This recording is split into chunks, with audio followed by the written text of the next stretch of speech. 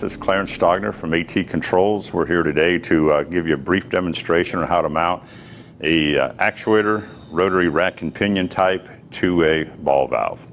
First thing we want to do is make sure that we have the right valve and the right actuator for the particular application. You know, make sure that the pressure class is correct.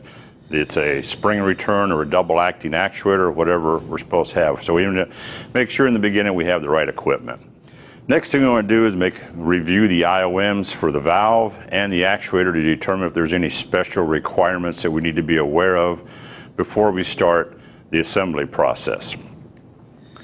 Next thing we want to do is check the fit of all the parts, because one thing we never want to do is take a hammer and beat a coupler onto a valve stem, because that's a sure way to damage the packing. And obviously on the actuator, we want to do the same thing. Make sure the coupler slides freely in with a very minimal amount of play.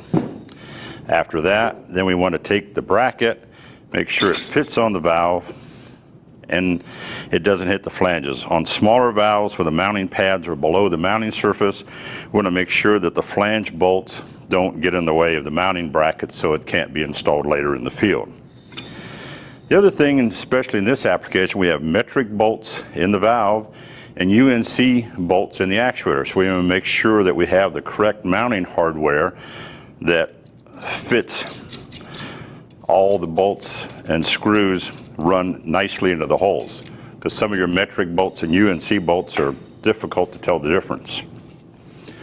On actuators with blind tapped holes, we prefer to use threaded studs so we can run the bolt all the way into the bottom of the hole and utilize the entire length of the tapped hole. If we were using a bolt, occasionally they can be too short or too long and either strip the threads out or possibly damage the actuator. Okay, now we're ready to begin the assembly process. So we'll take our bracket, again make sure it fits over our ISO centering ring or clears the packing gland or anything else. Take our bolts, run them into the holes.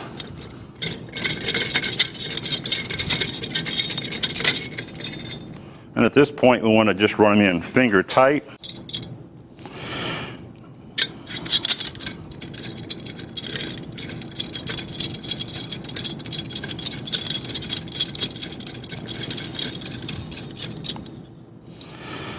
And then before we mount the actuator on there, there's one last thing we need to check, is to make sure that the valve and the actuator are in the same position, i.e. make sure the valve is open and the actuator is open, or in this case, the valve is closed and the actuator is closed. Here we can test that by simply looking into the valve, and we can see that it's closed and the flats are parallel. In this case, we can just look at the indicator on the top of the valve. It's running perpendicular to the body, so we know it's closed. Then we take our coupler, mount it over our valve stem. At this point, we want to slide it over the edge and make sure the top of it is slightly below the top of the bracket, approximately 90 thousandths, so that there's some vertical play once we mount the actuator on there, so that the valve stem and the actuator coupler don't get bound up. Then we just simply insert the remaining studs in the bottom of the actuator.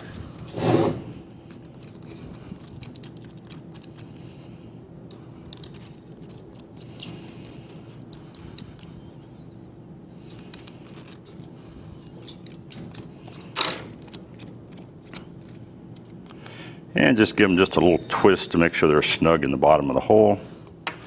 Then we take our actuator and set it down on the top of our bracket. Slips down over the top of the coupler. Once again, we can reach up inside there and make sure it slides up and down slightly and has a little bit of play. Then we take our nuts and lock washers, assemble them onto the bottom of the studs.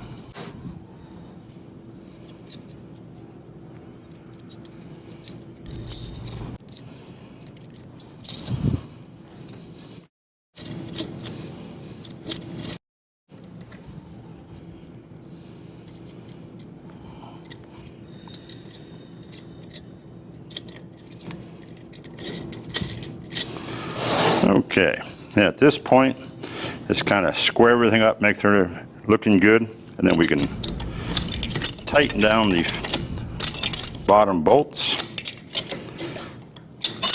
Good and snug. I'm going to do this in a diagonal or a star pattern to tighten everything down equally.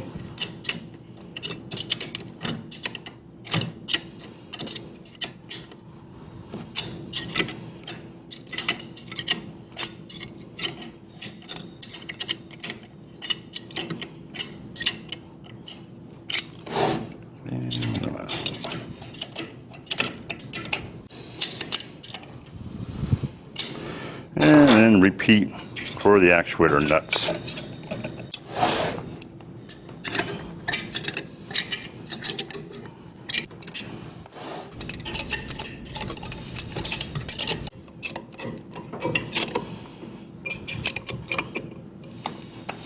Okay, at this point we have all the mounting hardware snug down, ready to go.